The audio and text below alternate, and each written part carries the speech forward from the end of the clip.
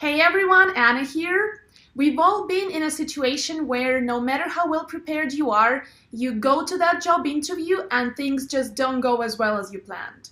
In case that ever happens to you, I want to share with you today a few tips that you can keep in mind so that you would be able to turn things around. Even the most successful and experienced professionals sometimes fear job interviews. So first and foremost, remember that it's normal to feel nervous and stressed, and perhaps to realize somewhere during the conversation that you may not have been doing the best job at presenting yourself and convincing your interviewer. So the first thing to keep in mind is that it's okay to share some vulnerability with your interviewer, because you are sitting in front of another human being, and if you're feeling too nervous, or perhaps you've been out of practice in terms of interviewing for a long time, it's okay to share that with your interviewer in a really subtle and professional way.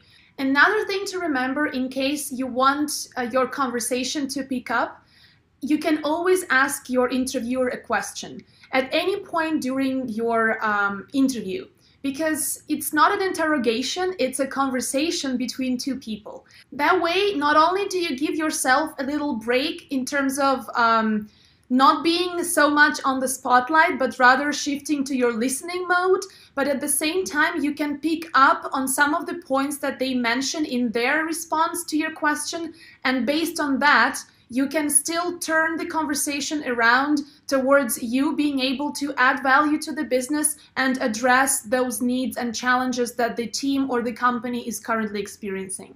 Another great way to help you gain control of the conversation is to prepare a little value proposal, or however you may call it, in advance. Something like an action plan or your 30, 60, 90-day plan, or some kind of proposition, really, in any form that you choose yourself, to showcase why you are the best candidate for the job and how you can add value to the business. I hope these 3 tips were helpful.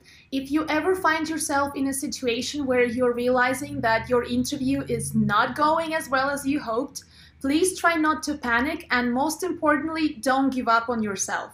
You still have time, and you can still gain control of the conversation. And the safest way to do that is to, again, direct your attention to their key needs and challenges of the business and how you can help them address that. Because whenever you're talking about how you can add value and help them deal with their problems and issues, they are guaranteed to want to listen to you.